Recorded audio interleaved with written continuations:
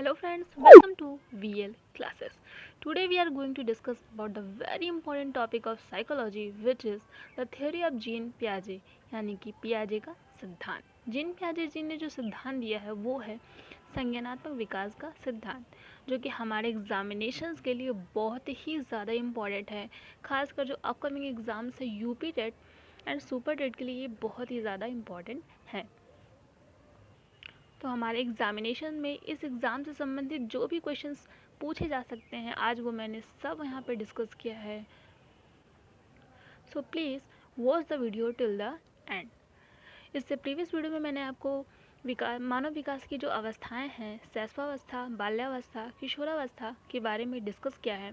अगर आपने वीडियो नहीं देखा है तो प्लीज़ वीडियो को देखिए। The link has been given below in the description box and if you are new on my channel, so subscribe VL classes and also press the bell icon to get the new updates. You can also follow me on my Insta account which is given below in the description box. So now start the session. पियाजे ने संज्ञानात्मक विकास की 4 अवस्थाएं बताई हैं। Gene पियाजे जी ने जो सिद्धांत दिया है वो संज्ञानात्मक विकास का सिद्धांत दिया है जिसमें उन्होंने उसकी 4 अवस्थाएं बताई हैं। पियाजे ने अपने संज्ञानात्मक सिद्धांत में बताया है कि प्रत्येक व्यक्ति की एक निश्चित संज्ञानात्मक संरचना होती है जिसका एक निश्चित पैटर्न होता है, अर्थात उसमें क्रमबद्धता तथा सुव्यवस्था होती है। दैट मीन्स हर इंसान का लर्निंग लेवल अलग अलग होता है। जैसे कि अगर कोई टॉपिक समझाया जा रहा है, मैं ही आपको ये जो टॉपिक आज का समझा रही हूँ, आप में से कुछ लोगों को जैसा मैं समझा रही हूँ हो सकता है कि पूरा समझ में आ जाए, बट कुछ लोगों को ये हो सकता है कि अगर आप वीडियो को 2-3 बार रिपीट करो देन हो सकता है आपको समझ आ जाए, या ये भी हो सकता है कि फिर भी कुछ ना कुछ कन्फ्यूज़न उसमें रह जाए। तो पियाजे ने अपने संज्ञानात्मक सिद्धांत में यही बताया है कि प्रत्येक व्यक्ति, हर इंसान की एक निश्चित संज्ञानात्मक संरचना होती है। दैट मीन्स उसका बौद्धिक लेवल, सोचने की जो क्षमता होती है वो डेफिनेट होती है, जिसका एक निश्चित पैटर्न होता है। मतलब कोई इसी टॉपिक को पूरा समझ लेगा और कोई को नहीं समझ में आएगा ये टॉपिक। तो कहने का मतलब बस इतना ही है कि हर किसी का लर्निंग लेवल, बौद्धिक क्षमता जो होती है वो अलग अलग होती है, जिसका एक पैटर्न होता है, वो क्रमबद्धता तथा सुव्यवस्था होती है। तो पियाजे ने संज्ञानात्मक विकास की 2 प्रमुख विशेषताएं बताई हैं। वो कौन कौन सा है? संगठन और अनुकूलन। अर्थात संगठन का मतलब हो गया, संगठन से तात्पर्य बौद्धिक सूचनाओं को एक पैटर्न, दैट मीन्स क्रमबद्ध व सुव्यवस्थित में व्यवस्थित करने से है। अर्थात जो भी नवीन सूचनाएं हम प्राप्त करते हैं उसे हमारा मस्तिष्क सुचारू रूप से ग्रहण कर ले। जब हमारा मस्तिष्क सूचनाओं को सुचारू रूप से नहीं ग्रहण कर पाता तब हमें अनुकूलन करना पड़ता है। अर्थात इसका मतलब समझिए कि संगठन से मतलब है कि जैसे मैं आपको ये टॉपिक समझा रही हूँ, अगर मैं जैसा इस टॉपिक को आपको समझा रही हूँ आपको वो चीज़ समझ में आ गया तो वो है संगठन। बट अगर मेरे द्वारा समझाया गया ये टॉपिक अगर आपको क्लियर नहीं हो रहा है तो हमें क्या करना पड़ेगा? अनुकूलन। दैट मीन्स अगर आपको एक तरीके से नहीं समझ में आ रहा है तब मैं उसे समझाने का एक दूसरा तरीका अपनाऊंगी, जिसमें हो सकता है कि जो चीज़ें आपको पहले से पता हो मैं उसको जोड़ दूँ उसमें, और जो भी मैं नया चीज़ आपको बता रही हूँ मैं उसमें कुछ संशोधित करूँगी। यानी कि जो चीज़ आपको पहले से पता है और जो मैं बता रही हूँ उसमें हम जब कुछ संशोधन करके आपको नए तरीके से बताते हैं तो हो सकता है कि तब ये टॉपिक आपको समझ में आ जाए। यानी कि जब हमें चीज़ें जो कि तो समझ में आ जाती हैं तब वो होता है संगठन। बट अगर आपको नहीं समझ में आ रहा तब हमें अनुकूलन करना पड़ेगा, यानी कि हमें आपको समझाने के लिए फिर दूसरे विधि का प्रयोग करना पड़ेगा। आगे समझिए अनुकूलन क्या होता है। अनुकूलन की 2 धारणाएं हैं। फर्स्ट एसिमिलेशन, आत्मसातकरण, and then accommodation, that means समविष्टीकरण या फिर सामंजन।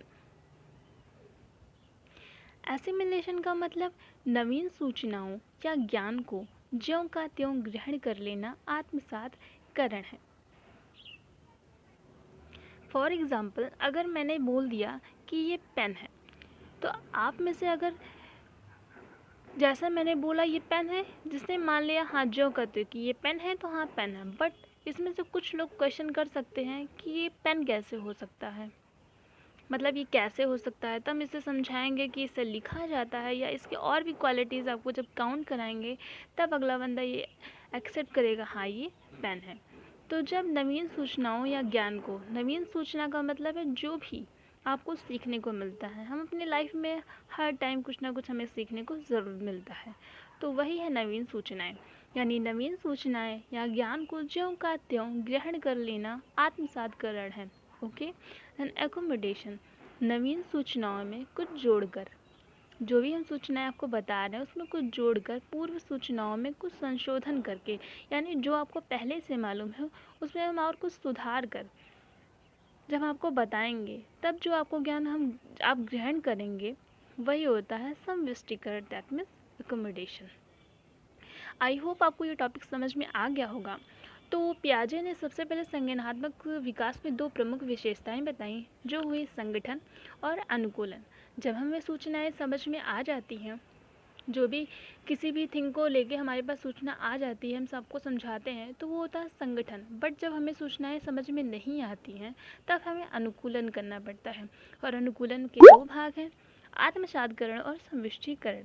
आत्मसातकरण का मतलब जब हम दिए गए सूचनाओं को ज्यों का त्यों ग्रहण कर लेते हैं तो वो होता है आत्मसातकरण। बट जब हम सूचनाओं को ज्यों का त्यों नहीं ग्रहण कर पाते तब हमें संविष्टीकरण करना होता है। दैट मीन्स कि जो भी हमें नया ज्ञान प्राप्त हो रहा है उसमें हम कुछ जोड़ देते हैं, और जो हमें पहले से मालूम है उसमें कुछ संशोधन करते हैं, तो वो होता है एकोमोडेशन। आई होप आपको समझ में आ गया होगा। संज्ञानात्मक विकास का सिद्धांत जीन पियाजे ने दिया है। क्वेश्चन आ जाता है अक्सर कि संज्ञानात्मक विकास का सिद्धांत किसने दिया, तो वो है जीन पियाजे। जीन पियाजे को संज्ञानात्मक विकास के क्षेत्र में सर्वाधिक प्रभावशाली मनोवैज्ञानिक माना गया। ये स्विट्जरलैंड के थे, यानी ये स्विट्जरलैंड के रहने वाले थे। जीन पियाजे ने संज्ञानात्मक विकास की 4 अवस्थाएं बताई हैं। ये 4 अवस्थाएं बहुत ही ज़्यादा इम्पॉर्टेंट है, जिसमें पहली अवस्था हमारी होती है sensory motor stage, that means संवेदी पेशीय अवस्था। ये जितनी भी 4 अवस्थाएं हैं ये बहुत ज़्यादा इम्पॉर्टेंट है। इसमें जो मैंने इम्पॉर्टेंट हेडिंग से बस वही आपको बताए हैं, और इतना आपके लिए सफिशिएंट है। तो सबसे पहले इसकी एज लिमिट याद होना बहुत ज़रूरी होता है। संवेदी पेशीय अवस्था जो कि होता है 0 से 2 वर्ष तक का होता है। इसमें जो मेन क्वालिटी होती है वो होती है ऑब्जेक्ट परमानेंसी रिएक्शन, यानी वस्तु अस्थायित्व का गुण बच्चे में आ जाता है। ऑब्जेक्ट परमानेंसी का मतलब ये होता है कि अगर उसके सामने कोई वस्तु रखी है तो उसे समझ में आ जाता है कि हाँ वहाँ कोई वस्तु है, और वो उसे पाने की कोशिश करता है। फॉर एग्ज़ाम्पल, अगर बच्चे को चादर पर बैठा दिया जाता है तो चादर पर बैठा बालक चादर पर पड़े दूर खिलौने को प्राप्त करने के लिए चादर को खींचकर खिलौना प्राप्त कर लेता है। यानी अगर किसी चादर पर बच्चा बैठा है और उससे दूर अगर किसी खिलौने को रख दिया जाता है तो बच्चे को लगता है कि हाँ यहाँ कोई चीज़ है, यहाँ कोई वस्तु है, और वो उसे प्राप्त करने के लिए क्या करता है, रिएक्शन करता है, एक्शन करता है। दैट मीन्स चादर को अपनी तरफ खींचता है। सबसे पहले उसने ऑब्जेक्ट को देखा, फिर उसको क्या रिएक्ट किया, उसने देख के रिएक्शन उसने क्या दिया कि चादर को अपनी तरफ खींचा और उसे प्राप्त कर लिया। इसलिए यहाँ पे ऑब्जेक्ट परमानेंसी की क्वालिटी इस स्टेज में होती है। तो अक्सर क्वेश्चन यही पूछा जाता है कि संवेदी पेशीय अवस्था का जो टाइम पीरियड है वो पूछ लेता है, जो कि 0 से 2 वर्ष है। वस्तु अस्थायित्व का गुण किस अवस्था में आता है, तो वो है संवेदी पेशीय अवस्था। Now see the second stage, which is pre-operational stage, पूर्व संक्रियात्मक अवस्था। ये जो होता है 2 से 7 वर्ष का होता है। उसमें आत्म केंद्रिता, इगोसेंट्रिसिटी का विकास होता है। भाषा का विकास प्रारंभ हो जाता है। क्या क्यों कैसे के प्रश्न करता है, बड़ों का अनुकरण करता है। इसमें सबसे ज़्यादा मेन क्वालिटी ये है कि प्री ऑपरेशनल स्टेज की जो एज लिमिट होती है वो 2 से 7 वर्ष तक होती है, और इसमें ईगो सेंट्रिसिटी का विकास होता है। यानी इसमें बच्चों को लगता है कि जैसा हम सोच रहे हैं ठीक वैसा ही बड़े भी हमारे बारे में सोचते हैं। उसमें आत्मकेंद्रिता की भावना आ जाती है। और भाषा का विकास इस स्टेज में सबसे ज़्यादा होता है। तो खासकर ये 3 मेन क्वालिटीज़ इस स्टेज की बहुत ज़्यादा इम्पॉर्टेंट हैं, जिन्हें आप रिमेंबर रखो। थर्ड स्टेज है मूर्त या फिर ठोस संक्रियात्मक अवस्था, कॉन्क्रीट ऑपरेशनल स्टेज। ये 7 से 11 वर्ष तक होता है और इसमें चिंतन, तर्क, वर्गीकरण जैसे क्वालिटीज़ का विकास होता है। इसमें जो चिंतन होता है वो होता है मूर्त। देखिए मैंने यहाँ लिखा मूर्त, और तर्क करने लगता है। मूर्त चिंतन का मतलब कि जब वो मूर्त चीज़ों को देखता है, यानी अपने सामने किसी वस्तु को देखकर जब उसमें चिंतन का गुण आ जाता है, तो वो होता है मूर्त चिंतन। जैसे कि बच्चे के सामने अगर इस पेन को ही रख दिया जाए तो उसमें तो वो सोचेगा कि ये पेन है और ये ब्लू कलर का है, नीले कलर का, इससे लिखा जाता है, मतलब इसके क्वालिटीज़ को वो फिर सोचने लगेगा। यानी इस पेन को देखकर उसमें जो चिंतन हुआ, उसने जो तर्क किया, वो गुण उसके अंदर आ जाता है। इसलिए यहाँ स्पेशली ठोस या मूर्त संक्रियात्मक अवस्था, यानी कि वो मूर्त यानी चीज़ों को देखकर उसके गुण को पहचान लेता है। देन आता है औपचारिक संक्रियात्मक अवस्था, फॉर्मल ऑपरेशनल स्टेज। ये 11 से 15 वर्ष का होता है। ये अमूर्त चिंतन होता है। अमूर्त चिंतन का मतलब है कि बच्चे को खाना, भूख लगी है बट खाना उसके सामने नहीं है, फिर भी वो इमेजिन करने लगता है कि उसे क्या खाना है, उसे दाल चावल खाना है, कि उसे क्या खाना है, उसके मन में उस खाने की पिक्चर जनरेट होने लगती है, तो वो होता है अमूर्त चिंतन। तो ये रहा जीन पियाजे के सिद्धांत का जितने भी इम्पोर्टेंट टॉपिक्स हैं, ये मैंने आपको आज बता दिया है। अगर इस टॉपिक को आप पूरा पढ़ लेते हैं तो आपको पियाजे के सिद्धांत, जीन पियाजे जी के सिद्धांत से जो भी क्वेश्चंस होंगे आप डेफिनेटली सॉल्व कर ले जाओगे। अगर फिर भी आपको कोई क्वेरी है तो प्लीज़ हमें कमेंट बॉक्स में कमेंट करिए, एंड वीडियो कैसा लगा प्लीज़ हमें बताइए। Thank you for watching. Please like, subscribe and share.